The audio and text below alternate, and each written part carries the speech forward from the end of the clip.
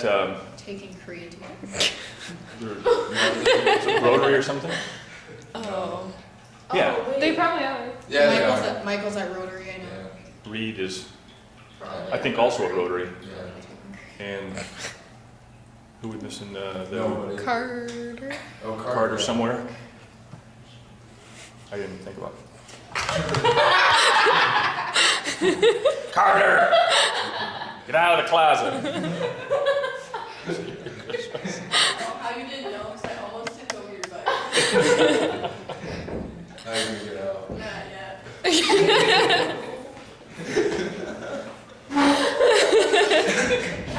Carter, you're a fruitcake, you know what?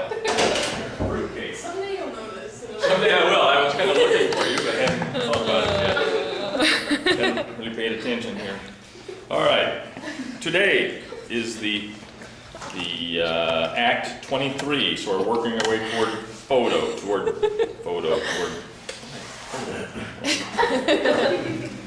It is often said that the way to tell whether someone loves you is to see if they'll give you their last Rolo. What? Rolos? Those are delicious. Those are so good. Little caramel candies? I would never get one. All right. Whether it's our last Rolo or our favorite jumper, sometimes we get a bit clingy about the stuff we have. When the stuff we own starts to own us, it's time to reevaluate the situation. And the best solution is hoarding, give it away. So your thought for today is from Luke, and it says, Jesus said to them, life does not consist in an abundance of possessions. So, guess what your action is today? This one's pretty easy to figure Give out. someone your last roll up. Your last Rolo. What are you holding on to too closely? It could be your favorite scarf, your second, third, or fourth guitar, or a piece of jewelry. Perhaps you need to start smaller today with a book, movie, or music collection that's grown out of hand. Or just give away the equivalent of your last Rolo. If you can't afford to give something, why not loan it out? You might offer to let someone use your car, your camera, even your phone, tablet for the week. For the week. Woo. Wow. Give up your phone for the week. There you go, guys. No? The choice is yours. Live today with an open hand. All right? There you go. Katie Warner. Yeah, I do, thanks. All right. Friday, we were working on food stuff.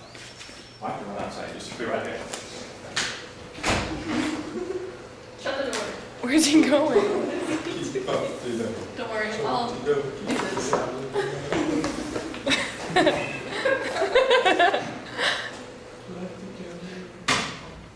Wait, is it locked from the outside? Yeah, usually this. Why did he go outside? Wait, is he not? And my keys. My wife was supposed to drop off something before 12:20, but she hasn't done it yet, so she'll probably go sneaking around here sometime. It's a little thing I want to use for class. I didn't go to senior high this morning, but I didn't have it with me. But we were talking about lipids last week, and we're going to continue on that. So did you go for a bike ride this morning or I something? did. There it is. I did 12 miles this morning. That's not too bad. Felt good. And because senior high didn't meet, I actually stopped and had coffee with the group, so great morning. I went for a 7-mile run this Did you? Yeah. Felt good. No, I It's supposed to be nice all week. Didn't feel good. 7 miles is a little bit. Alright.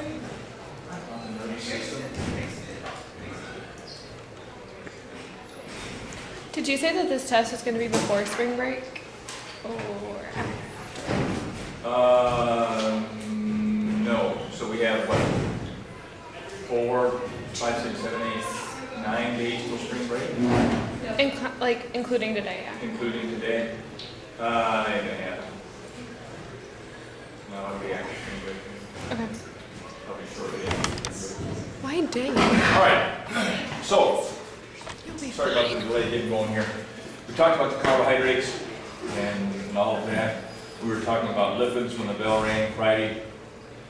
And we said that these guys, we were talking about the fats that basically come from animal sources.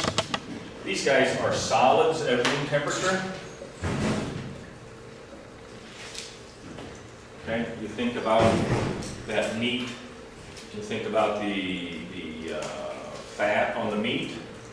At room temperature, it's a solid. You heat it up, you put the bacon in the pan, heat it up, it turns into a liquid.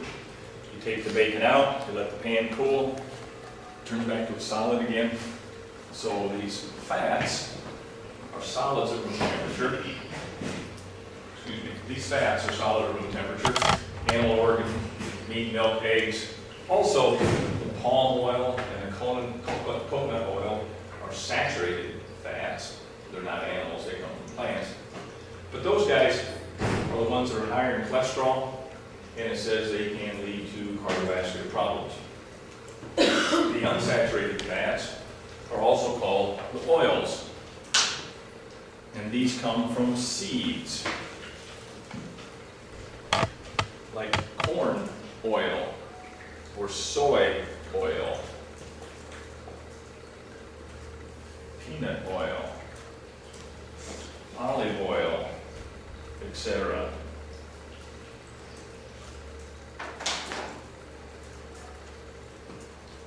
Okay?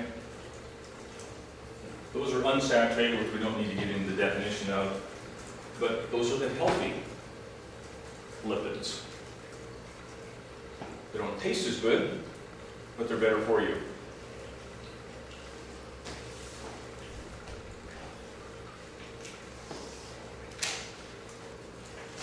It's always kind of interesting when you see plants in this big thing across the label of the plant product, whatever it is, it's made out of plants, a can of corn. So, no cholesterol. Okay, well, I'm going to buy that because there's no cholesterol. Well, plants don't have cholesterol. So any plant product you buy is not going to have cholesterol. Now, certainly, if I use the example of a can of corn, it's very possible they put some butter in that as a part of the processing. We talked about the French fries. I think that's kind of where we were when the bell rang last week. We were talking about French fries. Used to be cooked in lard. That made them taste good. Now most restaurants and such are cooking their French fries in oils, vegetable oils. Correcto? Actually, it's not a vegetable because by definition, the vegetables a leaf, stem, or root. So they're actually seed oils. Vegetables are wrong use of the word here. If you keep fine. So that actually gets the seeds. It's from corn or soy or peanuts. If you are going to process something like soy, okay,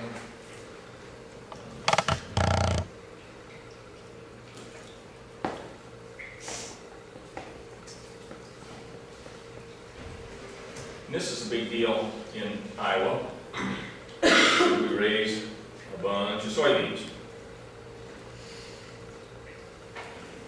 And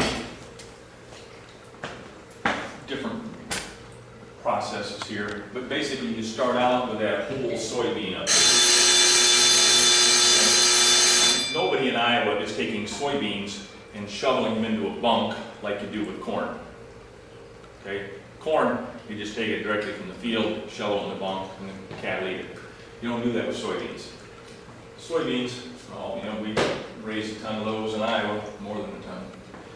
And they go through a processing where they actually go, they call it a crush, okay? But you can end up with lots of products out of there.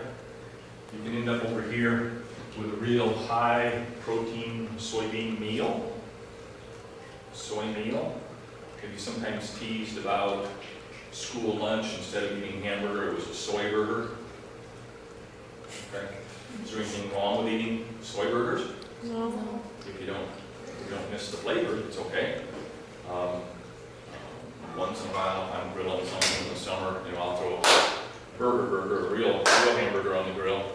And I ask my wife if she wants one, and mostly she does, but sometimes she'll say, no, I'll have my soy burger. So you can buy frozen soy burgers. I'll take one of those out, throw on the grill. And it kind of looks like it's some kind of a soybean meal, soy concentrate thing.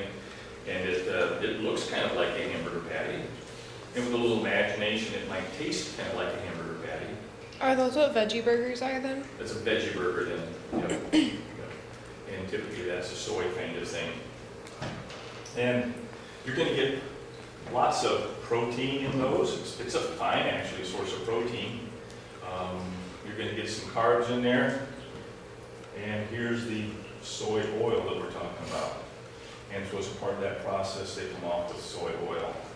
And that soybean, that soy oil, then can be used in lots of products. You hear about, all your margarine kinds of things, all your plant oils. They could put some soy oil in that. What's kind of the newest thing we're doing with soy oil here in the state of Iowa that's a good thing? Yeah. Gas. Fuel, yeah. Yeah, you can make biodiesel, which they can burn in a truck. There's a big lab out at Iowa Central where they'll take this soy oil and they'll test it to see whether it's clean enough to use. But actually you can make fuel, a diesel kind of fuel, out of soy oil and burn that in your truck, burn that in your tractor.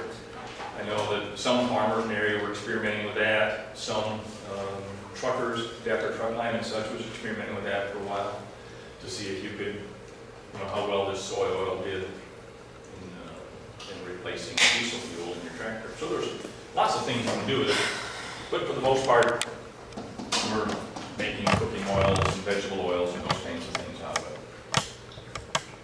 And I could show you a similar flow for corn or peanuts, and you get the same oils out of there. Later on here, we'll do a little lab kind of thing where I'll take a peanut and light it. Stick a paper clip through a peanut and light it. And it'll sit there and burn for a couple minutes. Okay? What's burning in that peanut? What's burning in that peanut? The oil. Yeah.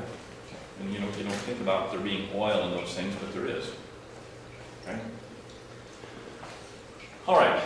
I think that's enough of that.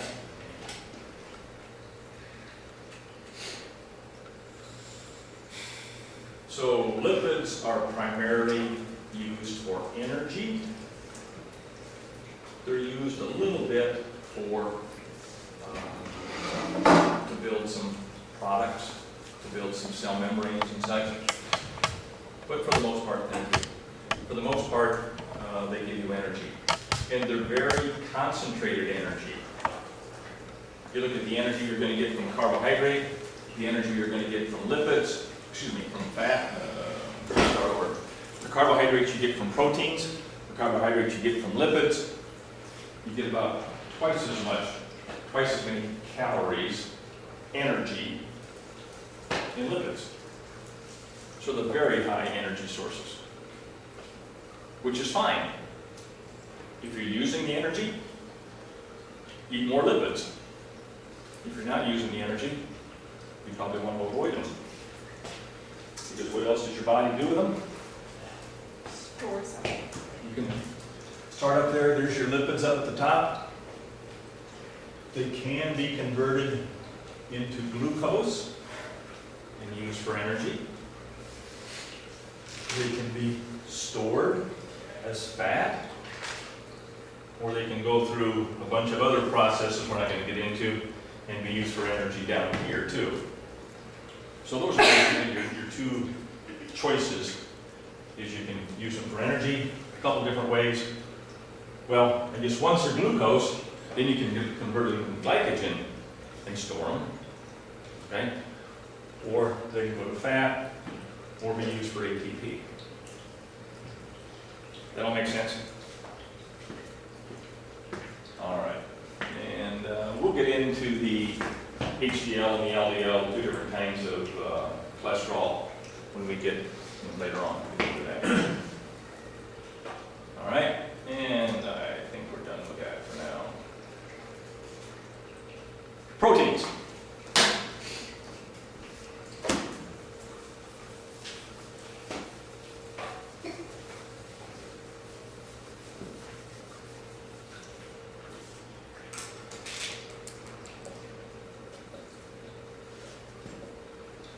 So for lunch there was a little pizza, and it was, I don't know what, sausage pizza or something. So there was a little crust, and there was a little meat, and and maybe, thank you, and maybe had a little milk. And those of you who didn't eat school lunch, well, there was some little corn there. What else? You had a little fruit. If you didn't eat school lunch, what else did you have? Peanut butter sandwich. A little PBJ. Maybe without the J, I guess, but anyhow. Okay. What else did you have for lunch? Fruits. A little fruit. Okay. Anything else? Almonds. Almonds. Okay. Maybe for breakfast. Maybe somebody had some eggs for breakfast. Okay. Maybe a little bacon with your eggs. Maybe a little Cheerios. Those things are all high in protein. Well, which one's probably lacking protein the worst? The fruit. Yeah, the fruit didn't have a whole lot of protein in it. Okay? Take a variety of y'all. Okay. The fruit doesn't have a lot of protein, but the rest of these have some protein. Cheerios made out of oats comes from seeds. Seeds are high in protein. You don't find protein so much in the roots. You don't find it in the stems. You don't find it in the leaves. If you're going to get protein from plants, it's going to come from seeds. So here's a seed. Here's a seed. Peanut butter is a seed. The crust is made out of wheat or whatever it was, which was seeds.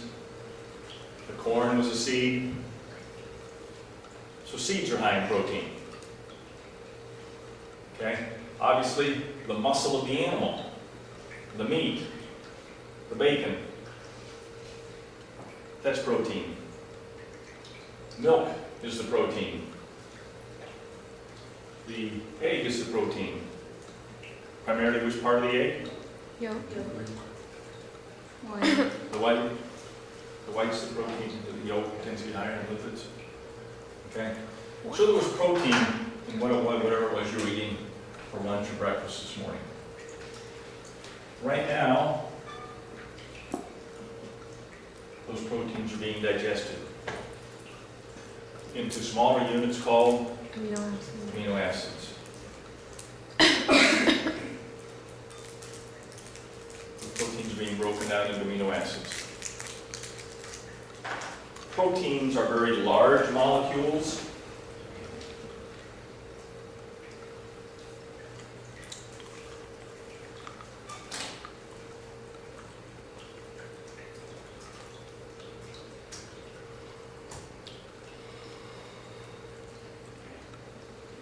And look at any one of these things.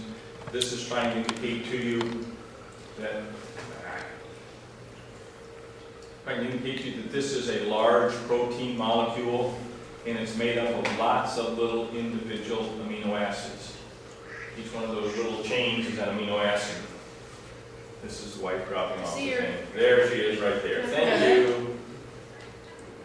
I see. Just leave it by the door. I'll pick it up. Thank you. Bye. I can't even talk to her. Thank you. Appreciate that. Hurry, she's running.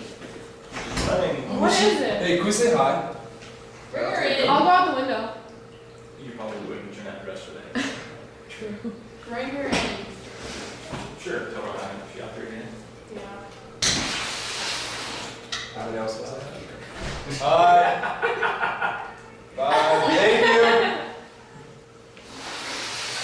She sounded frantic. What? She's so cute. Shoot. Chasing around in college. She's a sport. She's a good sport. All right. Proteins are very large molecules. Okay? They get folded, they get converted, but they're large molecules. For the most part, they're too large to move through membranes. They don't diffuse well, which is why they had to move out by exocytosis, that type of thing. But they're large molecules.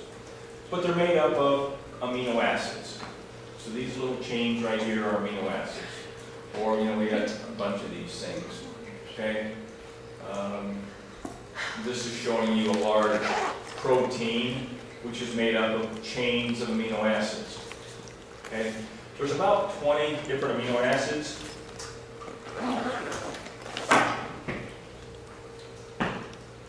I don't care that you know the names of them, but here's a little chart. Whoa, that is a big chart. Here's a chart that shows you those 20 different amino acids. And their names are kind of hard to spell. They're kind of hard to pronounce. Okay? So we don't need to know any of those? Nope, you're never going to have to know the names of the amino acids. But just like we use letters of the alphabet, there's what, 24 letters in the alphabet? How many words can you make out of those? There are 26 letters in the 26 letters in the alphabet. alphabet? 24, 26 letters in the alphabet, all right. I've been the added more since I was in school, I don't know. But, 26 letters, really? Yeah. All right. 26 letters in the alphabet. And how many words can you make out of those? Billion. Unlimited, right? Okay? Some words have multiple letters in them, 2 A's, 2 T's, whatever. This is the same thing with proteins. You can make unlimited chains of proteins by putting in different amino acids and different combinations. Okay? These are kind of too small for you to see, so maybe you can't read the names on them. Which of these amino acids has anything at all to do with the Fort Dodge economy? Is that the one? Which one? I don't know. It's kind of hard to read, but it's this one right here. Is that the one that CJ Bio did? Yeah. CJ Bio, out west of the Starlight, one thing they're doing is they're using corn, and it's kind of a waste product of what Cargill is doing, but they're taking that leftover, that product, it's called an across the fence company, but they take what's left over from Cargill, and they, I don't know how, but somehow they isolate lysine out of that. Lysine's an amino acid. And they use that lysine then to make livestock feed. They take in X amount of corn, they ship out trainloads of lysine, and that's shipped to people that are manufacturing livestock feed. They ship it to people that are using it for human consumption, and they add this amino acid to it to make it a higher quality feed, a higher quality product. Is that why Cargill and CJ Bio are like the same? Yep. They work together? Yep, they work together, and that's yeah. And there's probably going to be, they keep talking about more, it's called an over-the-fence company, because they're just across the fence from Cargill, and supposedly there's more companies that are going to come in and do a similar kind of thing. Okay? But yeah, CJ Bio is a huge player in the worldwide market. We don't know anything about them, because they're not so much in the United States. But on a worldwide basis, it's a huge conglomerate. It's kind of the General Mills kind of thing of Korea. Similar kind of thing. All right? So, there's about 20 different amino acids. And your body right now is taking those amino acids that are smaller. They can be carried around by the blood. They can diffuse through cell membranes. So the large proteins are digested into amino acids. That's happening with your lunch right now. And eventually, your body's going to use those amino acids to make protein. So like your muscle, like put it in your muscle and... And this is a protein that is your muscle, your skin, your hair, your blood, your hormones,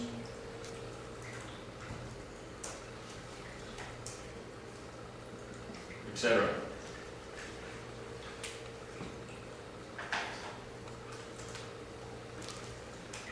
Yeah. So do like males and females break up amino acids differently? Like as far as body comp go and then hormones and whatever? I don't know that it's necessarily a boy. Yeah, I mean, in terms of the hormones, boys, girls would be different. Okay? In terms of muscle texture, maybe they'd be different. But otherwise, everybody's about the same. Hi, Guy. Welcome back. You make us proud? Try to. All right. What's the key that tells your body how to make proteins? DNA. DNA. So this is the stuff that tells you how to make proteins. What's that process called when you put amino acids together in the right order to make proteins?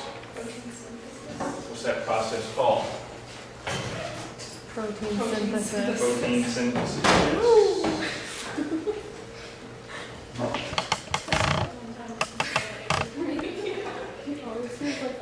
So along with your question, yeah, nobody else makes the exact same proteins you do, because nobody else has the exact same DNA that you do.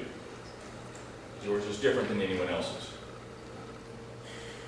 And that's why your proteins are different than anyone else's. So protein synthesis is pairing is what? Is putting amino acids together in the right order to make proteins. Okay.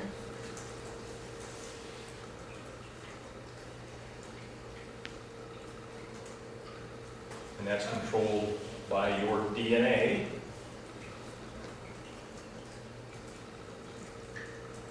And that's why your skin, your hair, your blood is not like anyone else's. Your organs are not like anyone else's. If you need a heart, that muscle's made out of protein.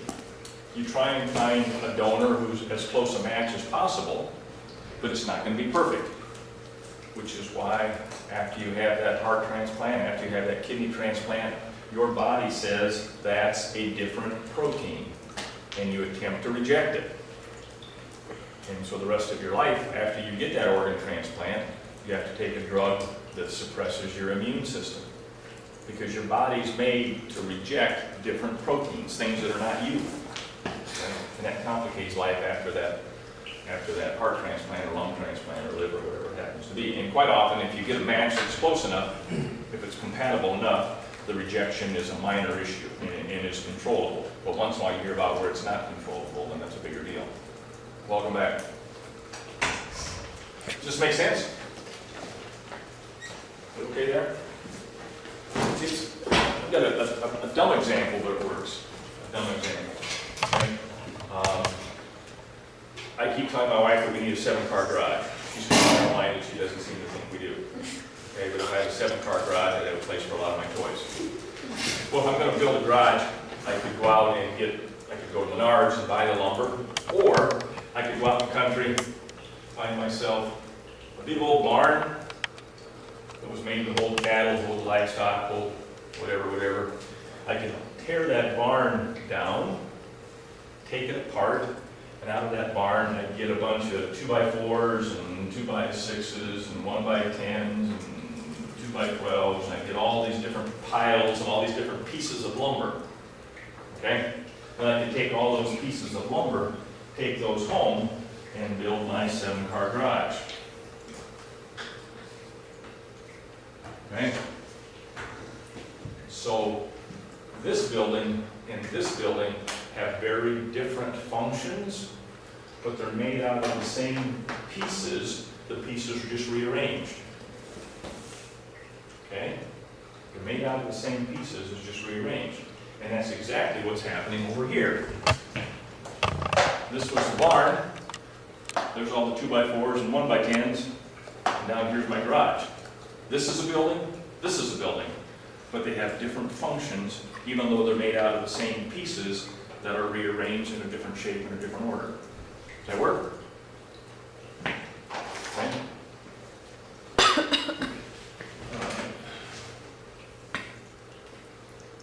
So, proteins are long chains of amino acids. They have a wide variety of functions. They can make more proteins. There's your structure, like your muscles and blood and hair. It can be your enzymes, it can be your hormones, your antibodies, part of your immune system. Lots of proteins in your blood. Okay? So I'm not saying too much new yet. They can give you energy, but that's kind of a secondary thing. Proteins can supply you with energy, But that's kind of a secondary thing. It's more likely you're going to use your carbohydrates or lipids for energy.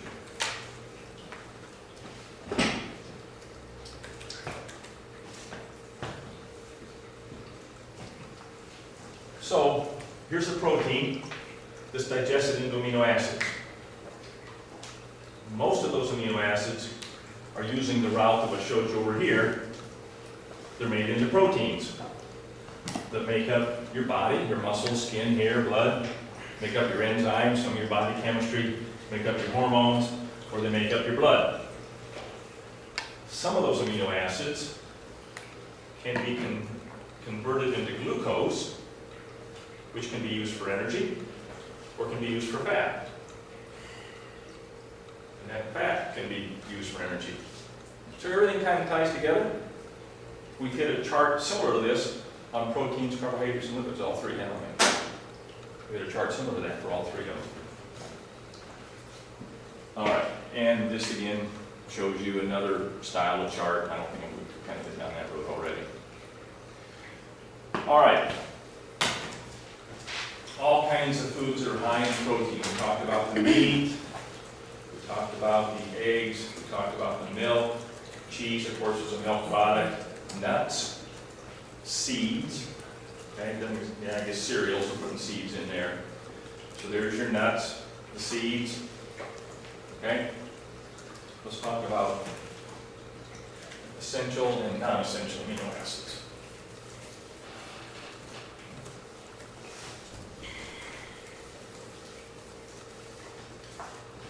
All right, foods,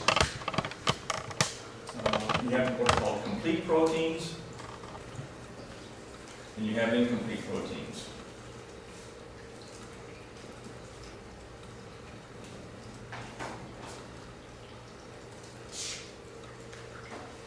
Complete proteins are your things like meat, milk, and eggs. Animal proteins.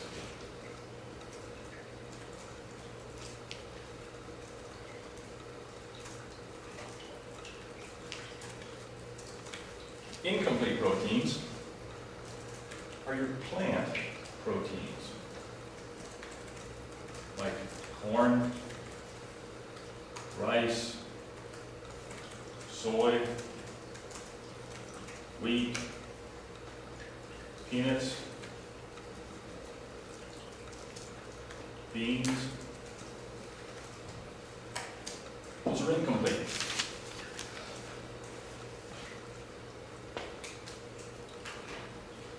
Doesn't make them bad, they're just incomplete. What's that mean? Well, let's look at this another way. You have what are called essential proteins and non-essential.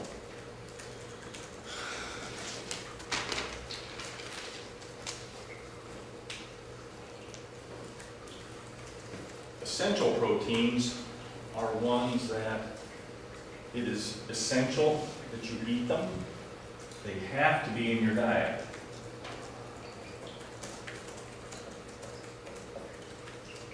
You have to eat those. It's essential that you eat them because your body cannot make them.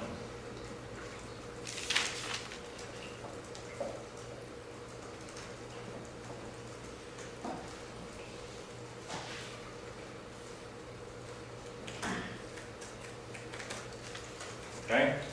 Kind of a little bit of a goofy definition here, because you need both of them. But here it's essential that you eat them because your body cannot make them. The non-essential ones you can make. You can make these in your liver, primarily. So it's not essential that you eat them.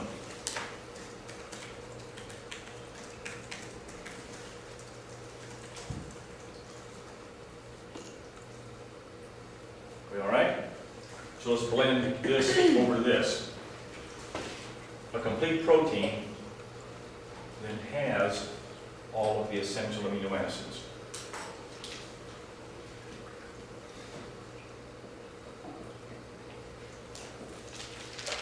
A complete protein has all of the essential amino acids.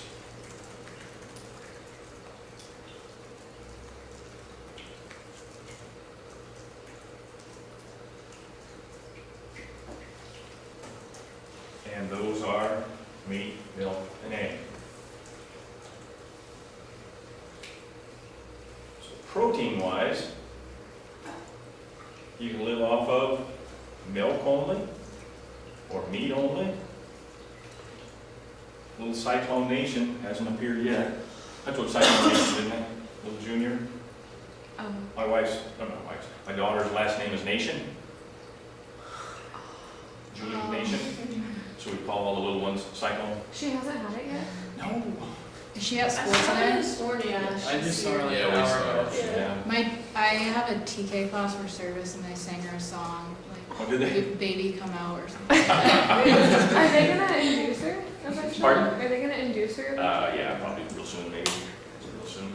I haven't talked to her yet today, so I don't know if something's, I think she's got an appointment with the doctor today, so it wouldn't surprise me if something happens tomorrow, we'll see. And I don't know what my schedule's gonna be, I'm not real important in the big picture. So anyhow, but little Cyclone Nation is gonna have milk for breakfast, lunch, supper, and bedtime snacks for the next, whatever, year and a half, whatever it is. Okay? Is that a pretty important growing phase? Sure. And that mom's milk has all the protein that that little junior needs because it's a complete protein. Okay? And at some point in time, you know, the meat and the eggs, those are complete proteins. If you try, are there cultures of people that have tried to live off of rice only? Yes. That's not good. Okay? Because rice is, because it's a plant protein, is incomplete, which means that it's missing some of those essential amino acids. Yes, So ma'am? you're saying those people, I think they're called vegans, that don't eat animal, Mhm. products, they won't make it, or they're not gonna use it? Don't let me mislead you. Well, look, let's go ahead and go there. Let's go there. Yeah, and we'll come back and talk about vegetarians. You can live well as a vegetarian. Kind of an important point. Because the amino acid that's missing in rice is probably found in peanuts. The amino acid that's missing in wheat is probably found in corn. If you're I mean, these are what the connections are. But the amino acid that's missing in soy is probably found in beans. So you can live well as a vegetarian if you eat a variety of these. You don't try and want to live off of one only. There's a serious disease called kwashiorkor. Chances of my spelling that are slim and none. Why don't you say it? Oh. That's Kawasaki. Kwashiorkor. Plastic. Yeah.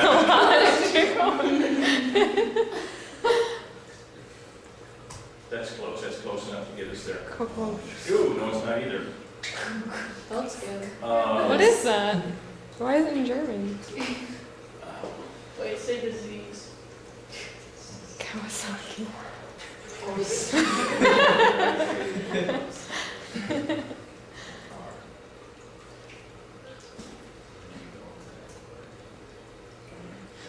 There it is. Kwashiorkor. These little kids? With the distended stomachs? Yeah, it's a distended liver. Oh. The kids are not fat, are they? They have a swollen liver. Why do they have a swollen liver? Well, I mean, they're skinny no matter what. But this disease has kind of a cool name. Kwashiorkor means the evil spirit that invades a child when the new baby is born. Big definition. How do you Evil spirit invades the child when the new baby is born. Because what does this little baby start life on? Milk. Milk. Milk is a complete protein, right? Yeah. So the little kid was fine while it was drinking milk. While it was nursing from mom, it was doing fine. Not great, but fine. Okay? Mom, what happened when mom had another baby?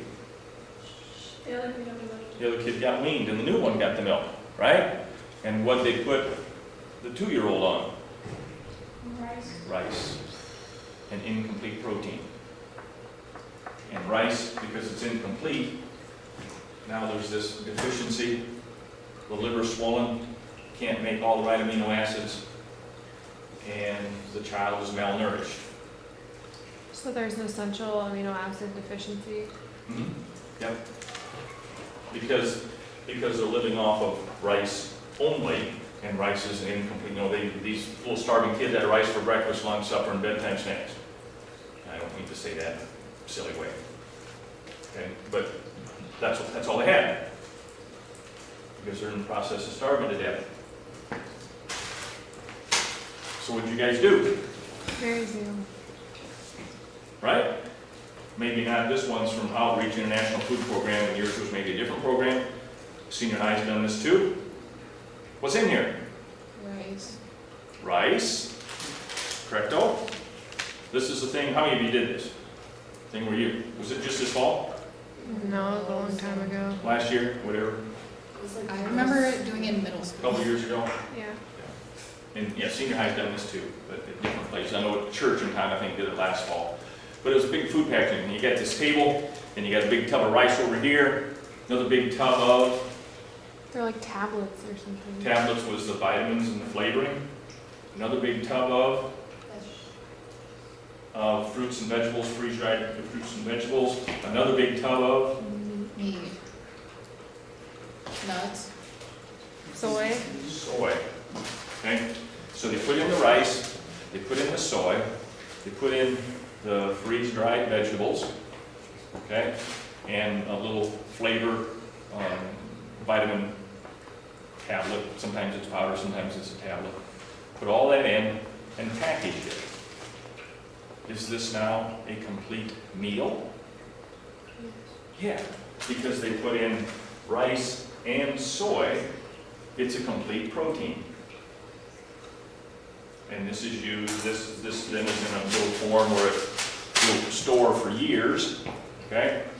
And it shows you on the back, if you can't read, it shows you boil some water, dump this in, let it sit for a while, and serve it.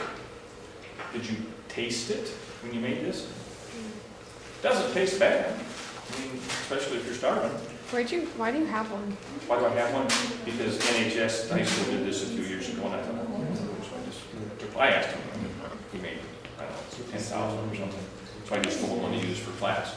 But this is, you know, what do we need? These kids that are starving, do we need to ship them meat, milk, and eggs?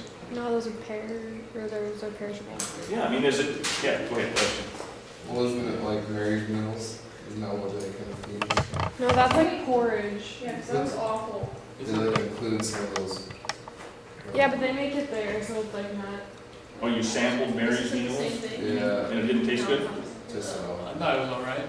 It was really good. But You know, it depends on how hungry you are, I guess. Yeah, I mean, to them over there, it would taste different than something Sure, they like. sure. To us. We're kind of spoiled rich Americans, kind of, to some degree. Yeah. But this does not necessarily have to go overseas. I mean, this can go lots of places. This could go, I know the organization was doing this, was shipping some down to Louisiana when they had all the hurricanes and stuff, and people in food shelters.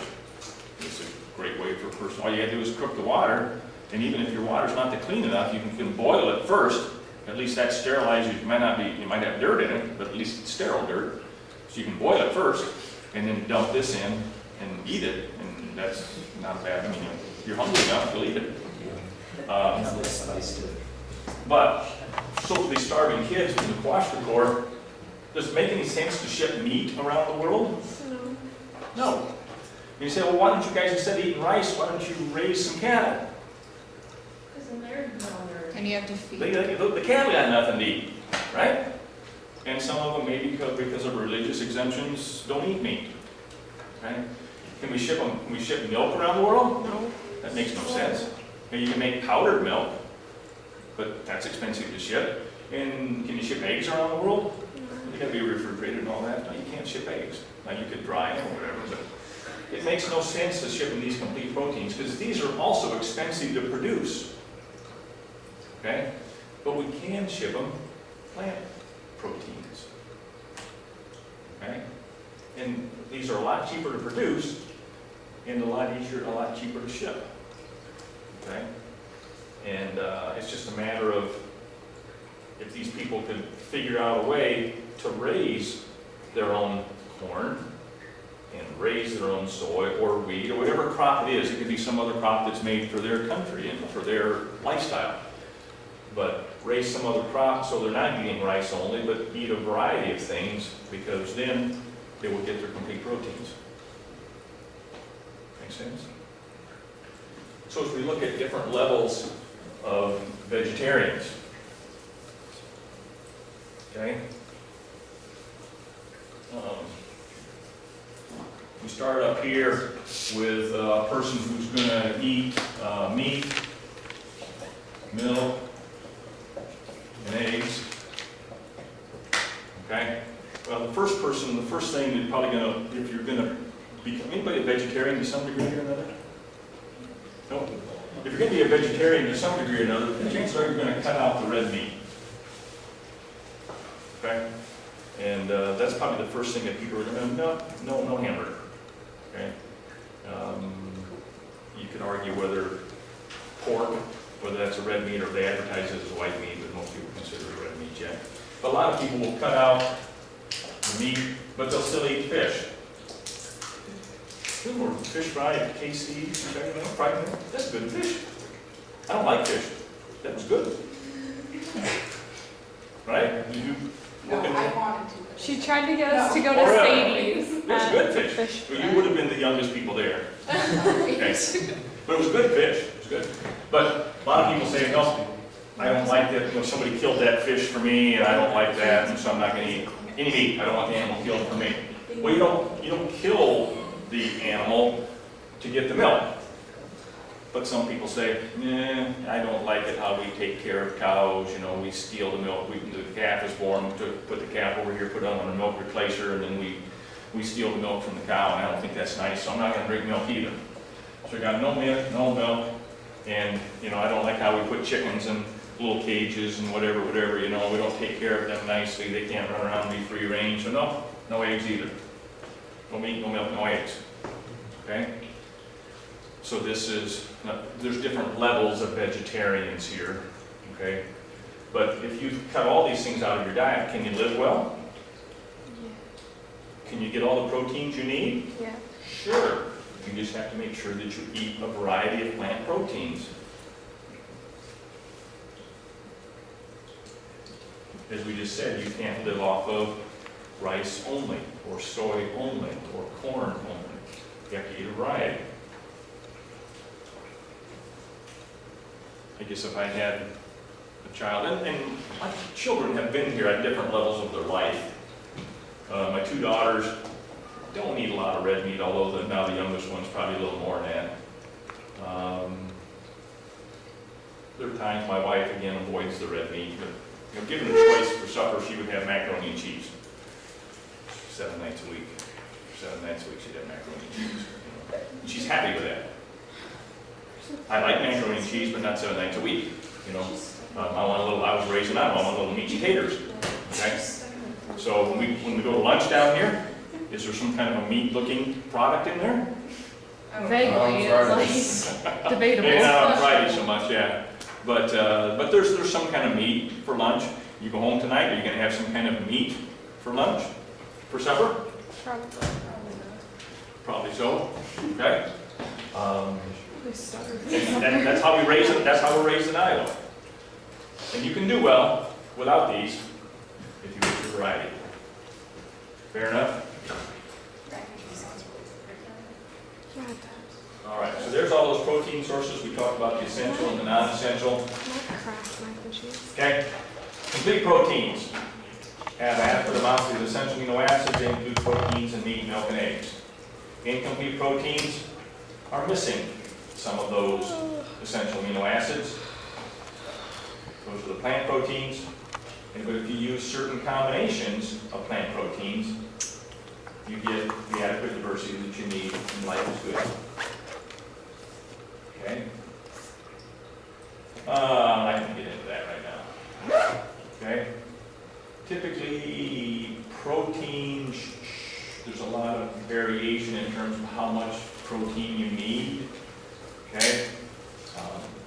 Typically, it's about 10% of a person's diet, 60 to 100, I don't care, you don't have to memorize numbers, but it's telling you about how many grams of protein. You say at your bars here today? No, I have them all. No, ate them all? Nobody's got any food? We have our chocolate. I got a Pop-Tart. Pop-Tart works. Protein in here. Fat, cholesterol, sodium, must not be any protein in here. Calories. What do you got? Oh, you got your lunch bar there. Any protein in a Rice Krispie bar? Maybe. Well, Sure. total fat, sodium, protein, 1 gram of protein. Okay? So if you need 60 to 150 grams a day, if you ate 150 of these, it give you all the protein you need per day. Okay? Thank you. Can you overdose on protein? Well, not overdose. you can take in too much protein and that can cause liver and kidney, more kidney than liver problems, but yeah, you can do kidney problems. See you tomorrow, guys.